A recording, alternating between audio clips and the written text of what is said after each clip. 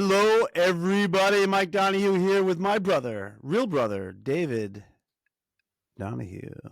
Dave, how you doing? Good. How you doing, man? I'm doing good. You surviving the winter out in New England?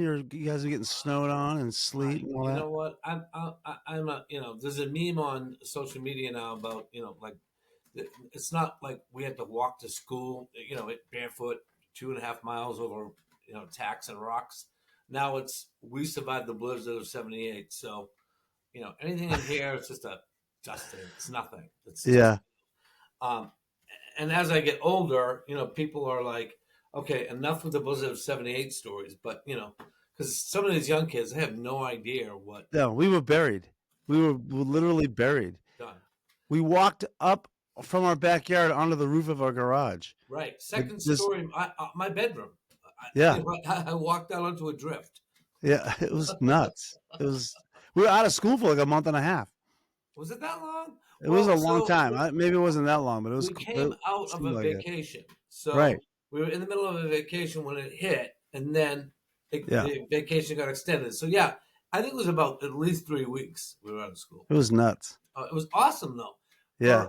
For a 12-year-old, it was paradise. It Oh, was yeah. like everything shut down, making money. Made tons of money. We were shoveling people's roofs. Right. Like That was it was exciting. it was great. It was so good. And then Levi's were like what, $15 for a pair of Levi's. Oh So man, that was like a yeah. wardrobe we made. Yeah, we did good. Yeah. That's awesome. Mhm. Well, this is our second podcast of many, hopefully. Um, just to recap, anybody that's watching this, David Donahue and Michael Donahue grew up in Weymouth, Massachusetts in the 70s. We had a dysfunctional home. Dad left when I was 5. Dave was like 3. Uh, yeah, my mom probably wasn't fit to have kids. Came from a long line of abuse and craziness. And so, back in those days, they didn't watch Dog that stuff like they do now. So a lot of stuff happened in our house that shouldn't have. Um, Dave and I are the products of that. We've come through it, but not without some hard knocks and some brutal times. Years of him and I not talking. Uh, Yeah. you know, me and my sister not talking. Me and my mom not talking. I mean, that whole thing. And Dave and I have reunited basically in the last maybe 3-4 years ago, and just been brutally honest with each other about where we came from and what happened. And it's been great for me personally. I'll just speak for myself, being able to talk to Dave about um, what happened and not make excuses because I made a lot of mistakes, um, but just to own that stuff and to deal with it. And it's been good. It's been really good. I actually, it's been very mentally healthy for me to talk that stuff through. So, how do you feel about that, Well, Dable? so I mean, Mike, you're my only witness. Everybody else is pleading the fifth in our family, and Right. so I think that the lack of bond that we had growing up is like morphed into this. We lived in the same house. We have the same experiences. It's almost like the army buddies, I guess. Like the trauma. I don't want to say trauma bond because that's really not accurate. Maybe on some level it is, but um, and we grew up like you grew up with dad and all that dysfunction. You and our oldest sister Karen, but and I don't really remember a lot of that. But so we talked about this the other day where you and Karen were in school and my younger sister and I were not, and my mom was home alone with us, and she just completely neglected everything. And I talked recently about having a neighbor, Mrs. Hart, take Patty and I into her house and give us a sponge bath because we were just first of all we were preschool wandering around the neighborhood. I mean, the Hart's house was like what a good 4 blocks from us over a hill. I mean, there was no like nobody was watching us from the play in the backyard. We were just milling around and filthy. And they this woman took it upon herself to bring us in the house and clean us up. And I remember being really confused about it. Yeah, this is not her role. Like this, like why is Right, she doing this? But right, she was doing it out of the kindness of her heart. But right, so you probably felt that too. But they were like, this is a little weird. My mom should be doing this. right. Well, first of all, I mean, when I say preschool, so your kindergarten starts at 5, 6, so we were probably 3 and 4, Patty and I, and playing in the street without Yeah, anybody. that was a main street. That was a pretty. It was a throughway from the landing to Jackson Square. And So we had some yahoos cruising through that neighborhood. Remember oh Ed yeah, Pellegrini, the ex former Red Sox player, and his gold caddy, shit faced out of his mind, doing at least what 60 down Prospect Street in front of our house. yeah. Right, that was like the norm. That No, was like he would catch air coming up that hill. You know. he'd be like this in his wig. Yeah. So right, it was not. This was not a country little dirt road. This was it was a main cut through from Weymouth Landing to Broad Street. Yeah. So right. And so a thing about that, in the context of what we went through and what others must have observed. So if that would have happened today, the authorities would have been called and we would have been pulled from that house. Oh So no, there's no doubt. I work in public schools now for a living, and speaking in them, and that they use me as a red flag. Like if a kid comes to me and tells me that story, I would have to go to the principal and say, "Hey, I just heard a story about a kid that was basically neglected. Need to look into this." And they would call, they would do right, a healthy, a check on them and to make sure everything's good. And so I've been involved in probably 10 of those in my career, hearing some kind of crazy story and having to report it. So, right, and I do, and sometimes that triggers me because, I'm listening to these stories thinking these aren't really as bad as what we grew up with, and if, I mean, I'm not trying to scale them, but I'm just saying I'm scaling them for my own experience with what we went through. And yeah, today they would have red flagged just about our daily, Tuesday, it sounds like be a like, desensitization of trauma. Like right, what because I do the same thing. I'm like, well, that's not bad, or as bad or whatever. And right. it's not. Everybody has their own individual experiences. But the other thing I wanted to sort of touch on is this notion that that what doesn't kill you makes you stronger. I don't believe that. I believe that there were moments in our lives, whether we created them ourselves or um, or they had to do with mom, but there were good times in our lives that I think that's for me, that's the bedrock. It's not all the trauma. There was some semblance of security sometimes. I mean, otherwise, I can't explain why I'm still alive. So I think like standing up and being honest about all this stuff is definitely fueled by those moments. I don't know if that makes any sense, but Yeah. I mean, I always tell people that, we laughed a lot as kids, right, we right, found our own entertainment, right. and our own And we humor. formed bonds that were, pretty strong. Compared to other siblings. I mean, at the time, we had to kind of like group together to survive. And I remember staying up at night laughing with you guys, and remember we used to do like we used to describe somebody's smell, and then we'd have to guess who it was. I mean, that's ridiculous, but Yeah. but we were Smells like, and then we would describe it. And that's what, be like, Anna Buckley, right. Well, that was the mothballs, easy one, mothballs, right? Yeah, yeah. But like Johnny Carlson, like pot. pungent Rastaman, like Yeah. Smells like broken dreams and stale beer. Mr. Scott.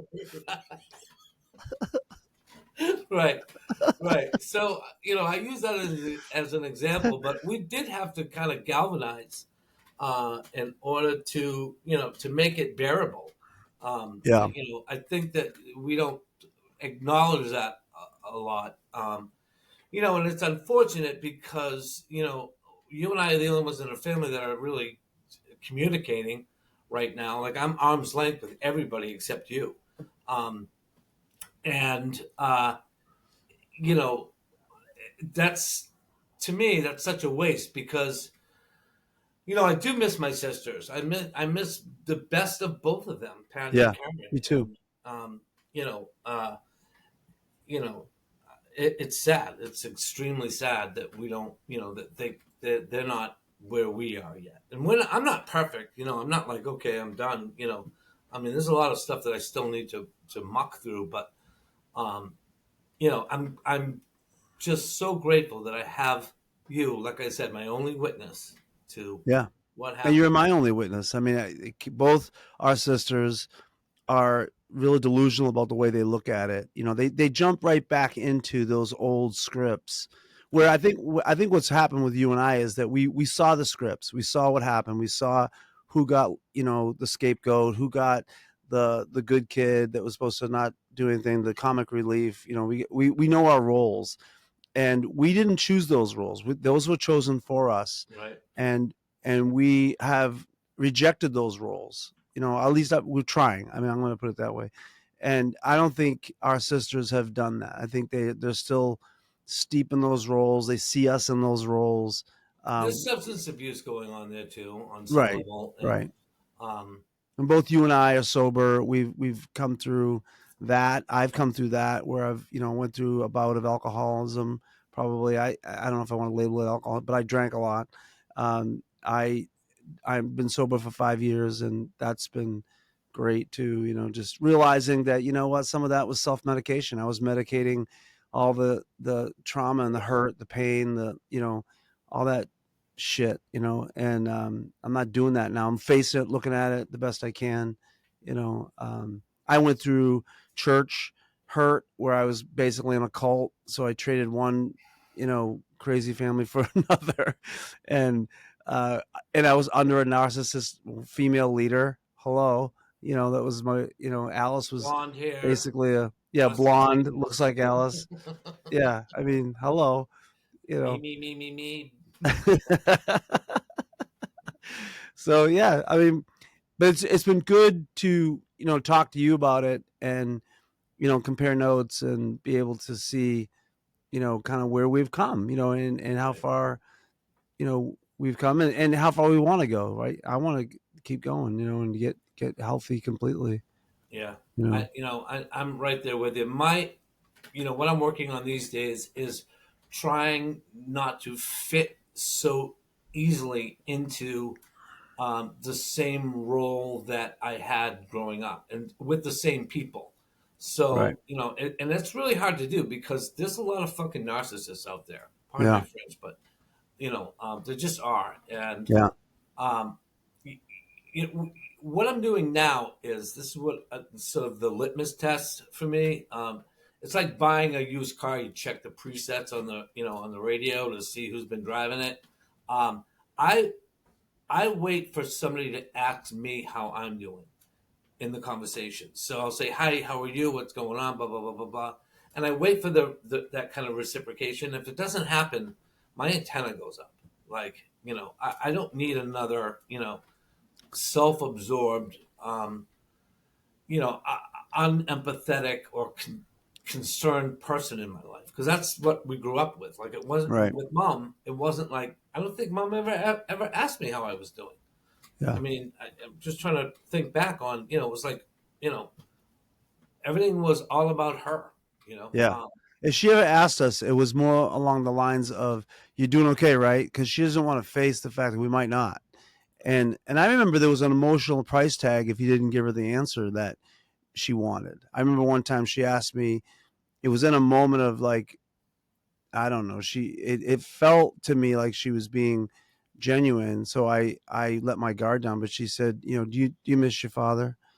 And I was gauging her. I was reading the room to see, and it felt like she really was being empathetic. So I let my guard down. And I said, "Yeah, I do." And well, then she went on a tirade about how evil he was and messed up, and all that, and that your loyalty to, she just basically flipped it on me and turned it against me. And I remember thinking, there's an emotional price tag for honesty. You can't be honest. You can't just say what you're feeling, and So yeah, you go right back to putting those walls up, and all right, and then there's no, there was a lot of resentment there. Yeah, I mean, there were all kinds of traps like that when we were growing up, and I just remember the focus always being on her. I remember standing outside from the other side of her bedroom door while she was in the fetal position, wailing and crying, and basically saying out loud that you kids ruined my life. She So said it. No, I heard her right, say it. right. There was Yeah, no right. There was no. We didn't have to pick up on anything in that house. It was just here it is. My life sucks and it's your fault. Um, right, with no, you know, with no light at the end of the tunnel. Just right. I'm going to leave. You kids are going to foster care. Um, all that. I mean, that just played a uh, total emotional havoc in my life. And I'm thinking about Because you now. absorbed that, didn't you? Didn't you? You took it upon yourself to like own that, right? You were going to try to be Right, the good kid and be better for her, right? right, right, right. I remember saving my snack money, my dime, um, right at the end of the week, and trying to give it back to her because we didn't have I we bought didn't have pot any with money, mine, and but that was one of our major issues. We're always broke, so yeah, um, it, you know it was it's this is really hard to unpack, but for me it's necessary because I'm 60 years old. I want the last part of my life to be free from this, and so free from this means not people pleasing and not making everybody want to love me. That gets into or feeling like I'm I'm a fake and they're going to find me out any minute now. yeah, So that imposter syndrome, right, right. right? So that's the kind of thing that I'm unpacking now. It's been hard. I mean, it's been extremely hard. But I know that if I don't walk through it, like I don't want to wallow in it. I want to walk through it and get to the other side. And I want a little swag in my step. And I'm starting to get that a little bit. Walking down the street and feeling like these little moments of swag, right? So Yeah, right, yeah, yeah. Yeah, I think my thing was I went the other way. I couldn't stand when she was in that because she was doing that quite a bit, being behind that closed door crying. You could hear her crying. And I swear to God, she cried loud so we'd hear her and it was then a come up and whale, respond. Yeah, and right? you and Karen, I don't know what Patty was doing, but you and Karen would go in there, and I remember trying to go in there, but I just couldn't stand her that. Like I thought it was manipulative and I don't know. Because we just had such a bad relationship, I went the other way with it and just tried to get the hell out of there and um, couldn't stand her. I just couldn't stand it. And I felt bad about that. I should have been a better son or whatever, but I just thought get up, go cook, like make some food for like you have 4 kids, like Right. deal with your life. And so I don't know. It was a little bit on the. That probably was a little um insensitive. Sorry, I'm getting.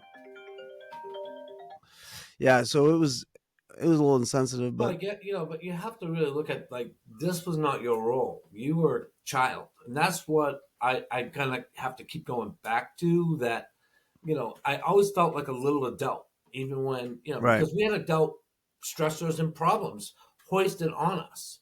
Yeah. They're gonna the house is up for sale because nobody paid the taxes on it. What do I do? I'm 11, right? So but I still owned it. Those were my problems because Yeah, nothing was shielded from us. It was all out in the open in these tirades, right. and remember she took us down to this campsite for 2 weeks because the house was on the market for, nobody paid the taxes on the house. So instead of dealing with it, she ran away and pitched a tent. I mean, granted, we had a good time, but we were Yeah. there for almost 3 weeks because um, her sister had to come down and say, "Hey, are you ever coming home?" I mean, so um, I mean that was bizarre. I mean, when you think back on it, we had a good time. It was camping, but it was also she was running away. She just Right. ran away. and that was sort of the story of our lives. And I kind of do that now, and Yeah. I really have to watch that, like cut and run, you know. Right. Um, and so those are the things that, as I'm dealing with all this stuff, and as I'm, doing these dysfunctional, or I don't like that word, but these old tapes are playing in my head, and these old relationships are, keep coming back to that tent or that running away thing.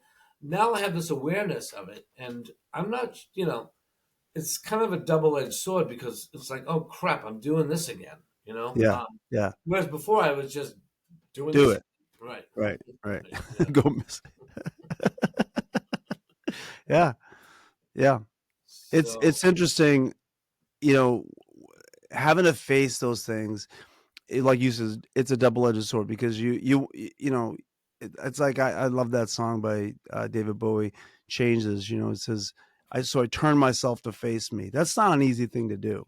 That's right, not an easy thing to do. It's easier to run. It's easier to not face yourself and not face your own stuff, because even though this has an origin back to Alice and maybe even beyond that with her childhood or whatever, it's still your responsibility. It's still, you have to look at what you learned from that and what was dysfunctional that you learned from that, and then deal with it, even though it's really not your problem. I mean, it originated back probably in the frickin' Mayflower. You know what I mean? It goes back that far. But the bottom line is, it's still your responsibility. You got to deal with unforgiveness. You have to deal with patterns of running or whatever. Mine's not that. Mine is part of it's that, but part of it is getting pissed, and independence, and not dealing with anybody else, not playing good with others. I'm not. There's a reason I have my own job and I'm my own boss. Because it's not. I'm a pain in the ass to work with. I am. well, there's I'm a trust thing that, right. if I don't you trust people. As soon as right, you cross me, I'm in your ass. right, right, And that's probably not a good thing. I've had to deal with that. yeah. I mean, there are a lot of traits that I'm still, I don't have to save the world, and that's what I did. Like, one of my first professional jobs when I was in my early 20s was, I was a housing advocate for a homeless shelter. So homeless women with children, I was placing them everywhere, and It's a good job. I had the best stats of any other housing advocate in Massachusetts, because I worked my fingers to the bone, and I didn't let any of those women do for themselves. I did it all, and I regret that. But what I was doing was Saving saving mom, mom. saving Yeah. mom, saving Yeah. mom, saving mom. It just, and it's one of the biggest regrets of my life, because I did everything for those people, and they didn't learn any autonomy from me. And they were in a vulnerable situation where there should have been some more mirroring, rather than, me doing it all. I was a savior, and I was so burnt out at the end of that. And I look back on that today. I mean, I did a lot of good work. I'm not going to say that I didn't, but that's what it was about. And I still fall into those traps today. Like, when I see, especially, like, even with my sister Patty, when she, was struggling with raising her kids, I stepped right in, and I did too much. Um, I didn't let the chips fall where they were supposed to, not where they may, where they were supposed to. So, yeah. Yeah. Um, Well, that's all part of it, is learning, looking back and going, this is the product of, growing up like that and the things we learned. And I mean, it's admirable actually that you were trying to save mom. It's admirable that you were trying to save these girls, and we just didn't have none of us had the bandwidth and the emotional maturity, because we didn't grow up like that. We right. didn't grow up in an emotionally mature house. There was No, nothing mature about that. no It was like boundaries. it was like an adolescent girl raising us, is what it was. She'd Right. disappear for 2 or 3 days sometimes. We'd have to fend for ourselves. Nobody really, like today, if you did that, they would call, Department of Human Services. I mean, there'd be a Chin's report, whatever. But that kind of stuff that happened to us all the time. We didn't grow up with an emotionally, stable home. So I remember like losing my temper all the time. And I remember I was in the Air Force, and I had a side job at a bowling alley. And this guy said to me, oh, he was my boss. He goes, you know what? When you're here and you work, you're a really hard worker. And I appreciate that. He goes, but you're like a 13-year-old. He goes, you don't show up on time. And then when I confront you about something, you fly off the handle. He goes, you're like a 13-year-old boy. And I remember like getting pissed at him, but also going like, he's fucking right. Yeah. Right. But that's the way we grew up. Like we grew up in a very immature, everything was handled immaturely. It wasn't, if there was a problem in the neighborhood, somebody didn't like us, Alice would go off, all of a sudden there'd be police cars in front of her house because she busted the windows out of the guy's house, or, threw a rock or did something, it was like, this is a grown woman, but she Right. was like a 13-year-old, you Right. know? Right. And she still is that way. There was Oh no, yeah. you know, the other part to that is there was in my life now. There's no room for any kind of constructive criticism. Like I take everything so personally, and that's how mom, that's how mom act. Like Yeah. any little slight, I told you about that when I was in college, and I wrote that article about you know wonderful teachers. That's what the article was about. And in the article, I I just put a little blip in that said, I come from a single parent home where there wasn't a lot of time for help with homework, and she flipped out about that. I mean, it totally caught me off guard. She left me that vile voicemail message that I couldn't even say on a podcast. I mean, it's Yeah. so I disgusting. It's disgusting. Uh, But and it's like a 13-year-old girl. It's what I deal with in schools with 13-year-old girls that hate each other. Somebody slights them, they go off and they get vile and crazy. That's exactly what Alice did there. right, right. As, an apt analogy. We really were raised by an adolescent girl, teenage girl. Yeah. Um, and so unpacking that now, trying to become an adult myself, and not picking up a rock at a neighbor, which that's a little extreme, but um, you know, Yeah. I mean, fighting dirty like that is something that I was, these aren't neural pathways; these are bobsled trails, right? So trying to trying to fill in you know that gap, and the automatic go to, because that's Yeah. my go to. Yeah. We Mike and I sort of make a spoof about it. We call it channeling Alice when we have to fight dirty, when we have to, um, it's and that comes in handy sometimes if you're dealing with a ruthless person, but most of the time it's an overreaction. Yeah, it's way over the top. My kids make fun of me sometimes because I play hockey on an old guy league, and with these guys, sometimes these guys think they're playing in the NHL, so they'll slash your hands or come up underneath your legs and hit your crotch, and I flip out. Like I flip out. So um, one time my son was and he went to the game with me, and we came back, and my wife goes, "How'd it go?" And he goes, "Well, Deb," he goes, "Basically, Alice played hockey tonight." Alice came to the game, so they even caught it. So my kids joke around about it. They're like, "Yeah, I channeled Alice today. I had to talk to my boss, whatever."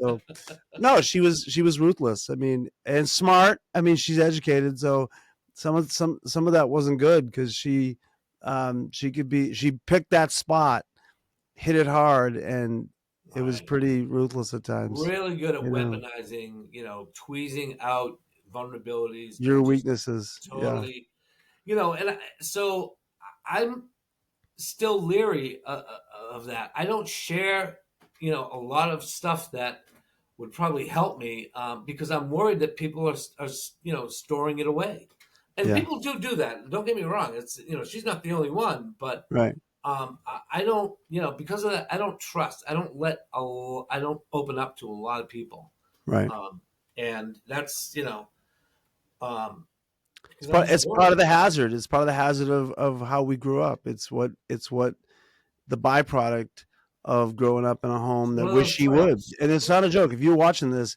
she weaponized information. I went through a divorce, and for 3 years I didn't tell her because I knew she would take that information and kill me with it. So I just kept it. Hi, how you doing? Like I'd talk to her maybe once every 3 or 4 months, and how's the kids? How's it? I'll just be like, yeah, everything's good, because I couldn't afford to give her that information. I was too vulnerable at that time, so I And just kept Karen it to did that to myself. you. Our sister did that to you. She, Yeah, she took information that you shared with her and turned it into a weapon and almost tried to destroy your career.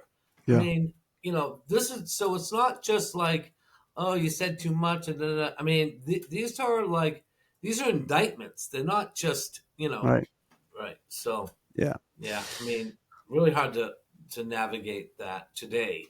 So because I just don't trust anybody ever. So right, yeah. yeah, So working through this stuff is good, and even these conversations are so healthy. And so, listen, if you're watching this and you're interested in hearing more, check us out. We're going to be trying to put this one up a week or every couple of weeks, and eventually, David and I want to do an online course on how to deal with dysfunction, like a narcissistic mom. If you have any input on that, you have any thoughts on that, something that you'd want to hear, or you'd want to learn about, not that we're experts, and you can actually go and get an online course on with some psychiatrists or whatever.